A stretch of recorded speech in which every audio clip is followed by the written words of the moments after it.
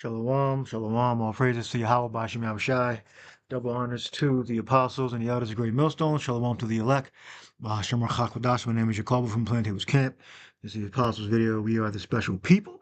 And I guess this woman here is going to mention something that alludes to that, or infer it, or say it directly. Let's listen in. And the rest of the elect out there, shalom to you all. And I'm going to entitle this video, She Knows We Are Special. So anyway, I'm just going to let this play. You see this woman, so it appears to be an Edomite woman. And she pretty much said, she's speaking about Jake in general, saying that they're special. There's something special about them. She can't quite put her finger on it. The world is beginning to see that we are a special people, starting with the men. Starting with the men. Now, if you go to Romans, which I'm not going to go to, Romans 8, verse 20 down to about 23, it speaks of how the Gentiles want the righteous to rule. That's also in Isaiah chapter 14. You really could read that whole chapter, but around about I'm not going to go to it, but around the 8, 9 verse, the people are going to rejoice because, we're going to have a righteous kingdom. Even though they're going to be under us, they're going to know that they're in a righteous kingdom. And everything that we're going to do is in righteousness, not corruption. So there's many scriptures on that subject. Proverbs 29:2. When the righteous are in authority, the people rejoice. Righteous is definitely not, narrow 47 is definitely not when they're righteous. So I'm going to go ahead and let this play. And if anything comes to me through the Spirit, any scriptures, other scriptures, I'll bring them out. So listen up. And this is fair use, fair use, fair use. Ask my people of color to stick with me for just a minute because I want to ask you a question. I'm probably going to sound really stupid. So please, if anything I say sounds offensive, it's not meant to be offensive. It's because I'm learning and I don't have the correct vocabulary. So if you haven't followed me, I'm an attorney. I've worked in the criminal justice system. I know there's systemic oppression. I have seen it. I have fought against it. I have children who are biracial, and I have seen how people look at me when I walk into the store with my daughters versus without my daughters. I've seen it. I know it. Talking about how Edomite white people look at it. Like, what's her problem? I only have just the slightest idea of what my people of color have gone through over the years, but I know that it's real. But I also know that I don't know very much because I was raised the privilege that this skin and my blue eyes allowed me to have. And school was easy for me, so I didn't have trouble in school, so I was able to be educated. All the privilege that comes with that I now acknowledge that I didn't even know what it was until really I started opening my eyes in Black Lives Matter. And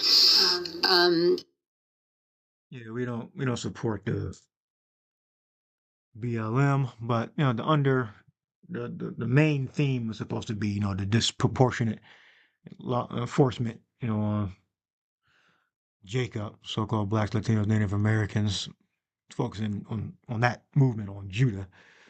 But because when you do the research, you find out what it's really about. But let's move along here. Because we are the biblical Israelites from the different tribes of Israel. Start with tribe of Judah. And you look into the description box to see the different tribes, so-called Blacks, Latinos, and Native Americans. centuries, that the reason that Black people especially and have been persecuted is I think you guys have some stuff that we don't have. I mean, I think you may have some power. I don't know what else to call it.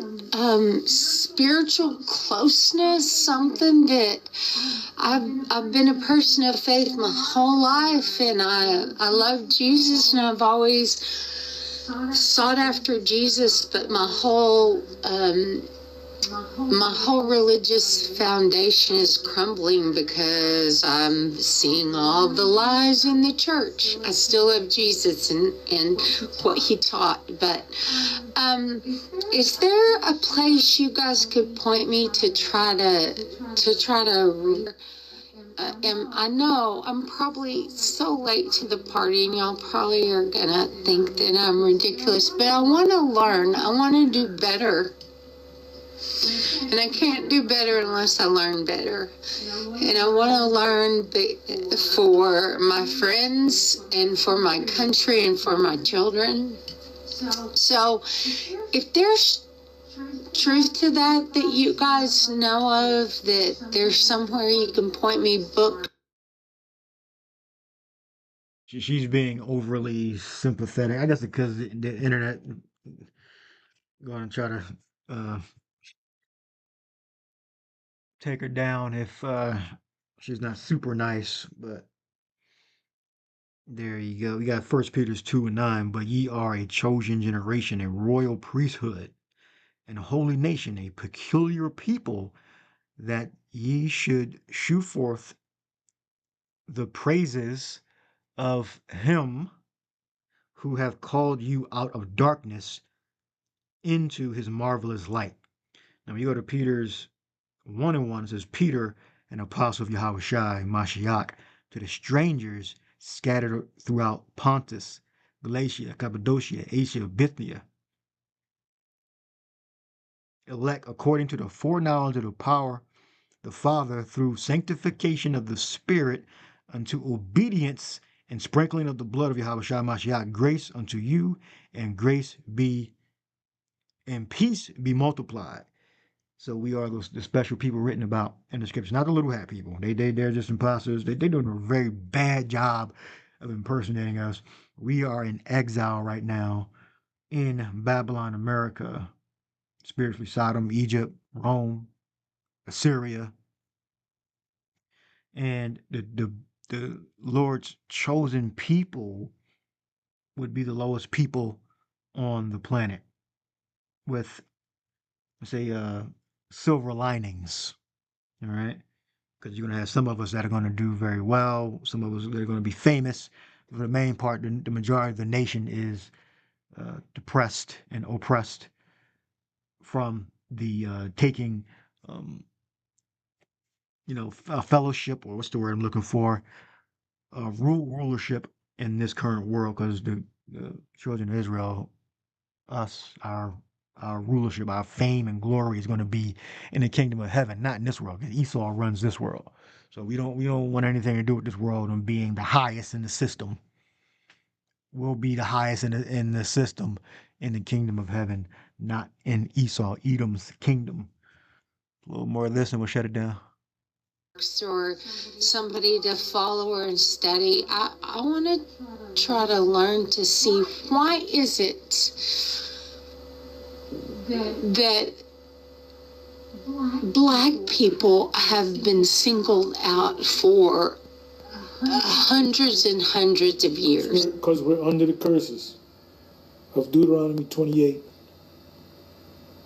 That's as simple as you can say it.